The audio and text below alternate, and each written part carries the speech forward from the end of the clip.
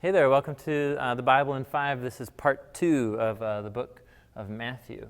So you recall from last time in reading through the book of Matthew, Matthew is trying to tell the story of Jesus as the fulfillment or the continuation of the storyline of the Old Testament. And so Matthew portrays Jesus as Israel's new Moses or Israel's new teacher.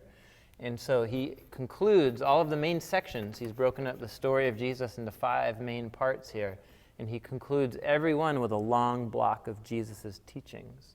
And so the storyline so far is Jesus came onto the scene announcing the kingdom. It wasn't what people expected. And he came with power and authority, but Israel's leaders in chapters 11 through 13, they reject Jesus. They're suspicious of him. They think he's a false Messiah leading the people astray. And so the main question on your mind then is what's going to happen? Why is so much of Israel rejecting Jesus and so on? And so in these next chapters, chapters 14 through 20, Jesus begins to teach his closest ring of disciples about the true meaning of what it means for him to be the Messiah. He says it's not going to be about him coming to kick out the Romans and kill all the Gentiles. Rather, he begins to hit on themes from the prophet Isaiah, who saw that the Messiah would suffer and die for the sins of Israel, not conquer Israel's enemy, but rather conquer sin and death itself. And so he begins to try and tell his disciples that he's going to have to die. He's going to have to be a servant who lays down his life for Israel and the nations. And the disciples are clueless. They don't get it. They don't have categories for this. And so they perpetually misunderstand Jesus, and they perpetually misunderstand what the kingdom of God is really all about, the kingdom that Jesus is bringing. And so Jesus has to teach them what it means to be the Messiah, but also what it means to be the Messiah's followers. In their mind, following the Messiah is going to mean glory and fame and power. And Jesus is saying, no, the way God is at work, the kingdom of God means none of those things.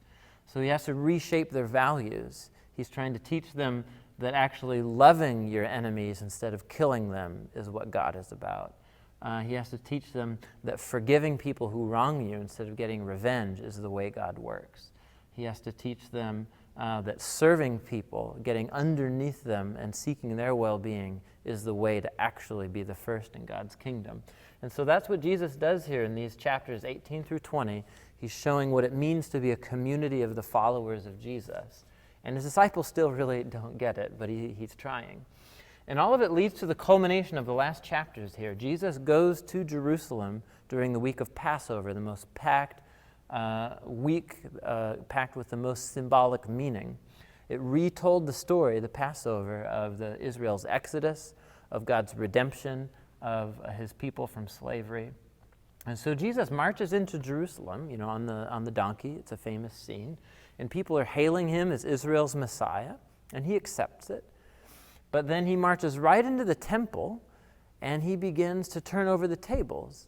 And what he's doing in that scene is he is symbolically, just like Jeremiah or Ezekiel did symbolic acts to show that God was going to judge the temple. Jesus is marching into the temple, stopping the sacrifices from happening, turning the tables over, and he's symbolically pronouncing judgment on the temple. What he's saying is that Israel, as it exists right now, has forfeited its role. It's given up its role to be a witness to the nations. And he begins to talk about he is Israel's true Messiah who's going to have to give up his life to be Israel's true servant in place of Israel. And so what happens then is Jesus begins, again, he takes his followers aside and teaches them about what's going to happen. He's going to die. There's going to be a great judgment that falls upon the people of Israel. The temple itself is going to be destroyed. And Jesus tries to encourage them, but yet on the other side of this act of judgment, he's going to return, and he's going to set up his kingdom over all nations. And so all of this is ringing in the disciples' ears as the passion of Jesus begins. And Jesus is arrested on claims of being a false Messiah, of claiming to be the king of God's people, of claiming to be the Son of God. And so he's killed, he's executed by the Romans, and everything that happens to him is precisely, Matthew's showing you, the fulfillment of what the prophets said would happen. The Messiah would come, and he would absorb into himself the pain and the death and the sin of Israel and also of all nations.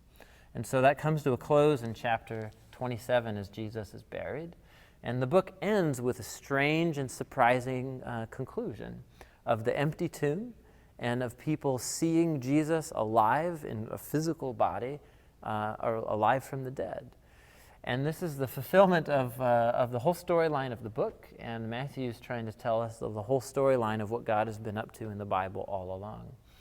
That the servant Messiah would come and conquer death, absorb sin into himself, and then in his new resurrection life, Jesus sends out the disciples to proclaim the message of good news, that sin has been dealt with, death has been conquered, and it's announcing the good news, and that all nations can now turn to Jesus in faith and accept the new thing that God is doing in the kingdom of God.